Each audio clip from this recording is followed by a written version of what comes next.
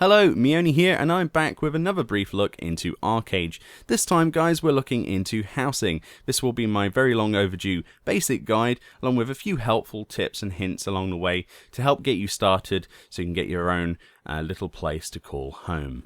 So, firstly, like all blueprints and plans to build things in the game, we need to go ahead and take a world gate in a major town or city. You can find world gates on your map legend by toggling them on and off. You will usually see a world gate identified by a yellow or blue sphere, which you can toggle on and off. Like I say, just have a mess around with your map toggle settings and you will find one no problem in one major town or city. So once we have ourselves a world gate and we're at one, we need to use the world gate and then we're teleported off to the summery, sleek and sequentially beautiful island of Mirage. On Mirage Island you will need to make several choices based on A, what you can afford, and B, what design in terms of housing you are most happy with. So let's take a brief look at what's available here. So over here we've got some slightly more expensive ones. These are, I believe, 150, going all the way up to 300 Gilder stars as well. And you can even build pieces of a castle. So this is like your town sort of house manor place. This is, or I can't remember, this is a townhouse, yeah. There's like chalets and stuff. So all the way from 15 Gilder stars all the way up to 300 plus, really. And of course you earn Gilder stars from essentially doing trade pack missions and dailies within sort of endgame. So inside here, like, this is a bigger house. This is not what we're going to be building today, but this is an idea of what you can kind of get in. Obviously it will come unfurnished, so all of these like bits and pieces, all the tables and stuff, these are just demonstration of what you could possibly put in here. Obviously you could put anything you want in here. There are no restrictions. You can obviously rotate items in and around certain rooms and houses. Some houses have more than one room, some houses only have one. Kind of cool balcony there. Yeah, so that's kind of like your top tier stuff. There's also the smaller houses. These are kind of like the trebuchets and siege equipment, which you can also purchase. This is kind of classed as housing, but it's more of like guild housing for Aurora and places like that, where you can build massive structures. I'm not really sure on the restrictions of building this stuff over on the actual two normal continents of, obviously, the Nuian and Haranian provinces. However, you know, obviously this stuff is meant for Aurora, and there you go. There's a full-scale idea of what it will look like. But anyway, enough of this. Let's stop dreaming and get back onto the show. Back onto the subject of pricing, the basic house plot costs you 15 Gilder stars. Here's the swept roof villa I'm about to purchase for 15 Gilder stars. Obviously, if you go to the western side, you can get like a bit of a cottage. Same size though, but slightly different designs. Obviously, there are different colors and things. Just browse, pick, and purchase when you come here. I'm sure you'll have something in mind different from me, but I'm just going to go with a swept blue roofed villa here now. And there are no restrictions on the actual race housing. As I said in a previous video, if you wish to have a thatched cottage for your kitty cat, you absolutely can, so there's no race restrictions. Just pick whichever looks the best. There are many locations in the world between the 3 continents and the pirate and undocumented islands on and in which you can build your house. There are restrictions, and you can toggle housing on and off on your map legend in the area you would like to build in to see all the possible locations you can build on. Some are in PvE or neutral areas like Lutzong Harbour. Others, however, can be in PvP or contested lands such as Yungstier, which we are going to be building in today. Only patron members can currently build housing at the time of beta. Patron members are essentially your subscribers, your monthly subscribers. The game is free to play, but this is one of the benefits of paying monthly on top of that. There are ways to become patron, which we won't talk about here in this video, however, within Game Gold, much like EVE Online with Plex, but you can check that out yourself in another video. Once I've found a nice location with a good view, and that's key in my opinion with a house, that's in an area obviously I can build in, I need to place my house down. Bear in mind, on higher population servers, much of the land will be taken rather quickly, which is why I would actually recommend putting down your building as soon as you can afford it, really, at the 20 mark, and actually build it later. At least then you've reserved it for then, when you do have the resources to build it. A tip on placement that you might find incredibly useful is that when your building is placed down, its boundary is always on a grid square. Imagine a red square and you're placing your house on that.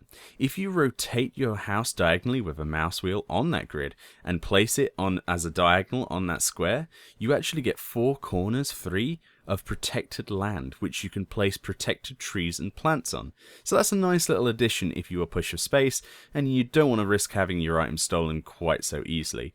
It's on protected land, so someone would have to actually commit a massive crime to get that. To place the house down here, I'm going to be needing to spend 20 tax certificates for the initial placement, and then 10 extra tax certificates for the first 2 weeks of tax on the property, making 30 in total. So like I say, you do have to pay tax every 2 weeks. You receive an in-game mail every 2 weeks where you're asked to pay the 10 tax certificates to keep your house protected. There is a grace period. I'm just not sure what it is at the moment. I've not seen it and not been able to test it because tax essentially doesn't exist properly on the beta for testing. But this is a mechanic implemented to stop land being taken and not used when the servers get cramped and people quit, etc. 10 certificates is literally nothing, trust me, and you can purchase them with either gold or real money on the cash shop. Bear in mind a lot of the cash shop items are sold on the auction house as well. There are no real game-breaking things on the cash shop. It's all cosmetic things and, obviously ease of use like tax certificates. Something that doesn't really affect anything apart from, protecting your house. Either option is extremely cheap. As I say, it's merely a way of protecting the game from clutter. So that's a full thumbs up from me. A lot of games could learn from that. But then again, a lot of games don't have housing, so. Once you have your frame down for your house, you need to start building. This is the interesting bit. Dependent on your location, you now need to ferry various trade packs from a workstation to your house. 3 packs are required in total. They are 2 stone packs and 1 lumber pack. 100 lumber turns into a pack of lumber.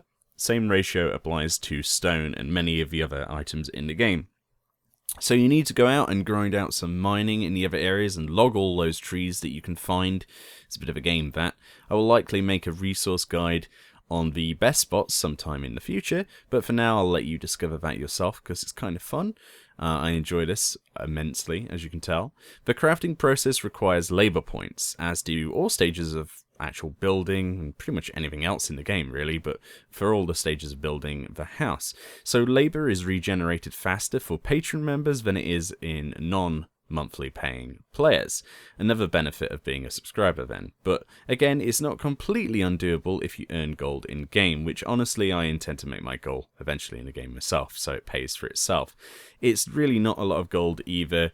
And you can also purchase these potions that regenerate labor instantly. I think it's 1,000 labor. They cost like a couple of 100 crystals, which are real money. And you can actually sell those labor potions on the auction house as well. So you'll be able to get, a potion for about, I think, Megadeth.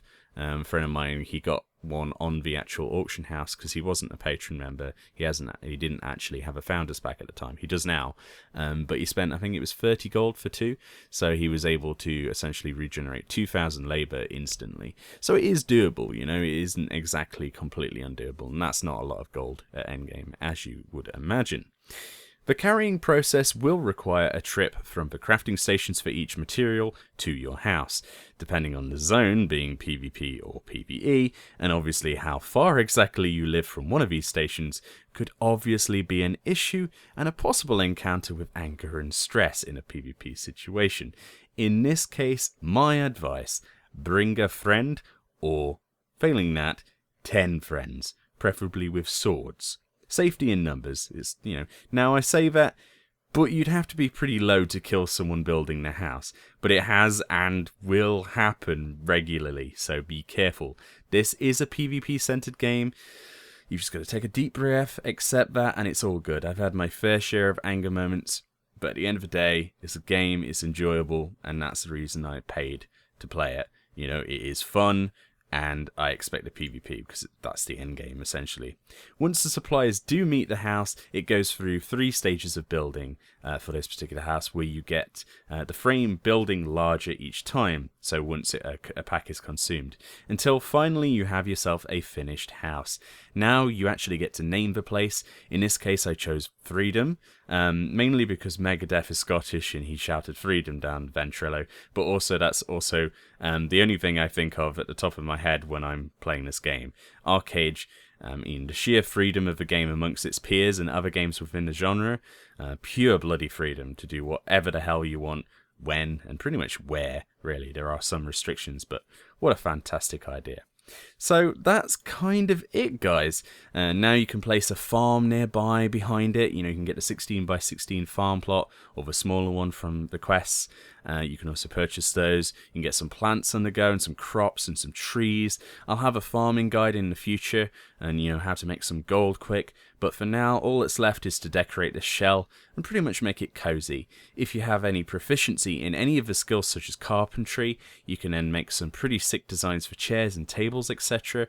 The list of items is ever growing in the game, and the game is always surprising me with each little addition they bring out in little, you know, bunches of content.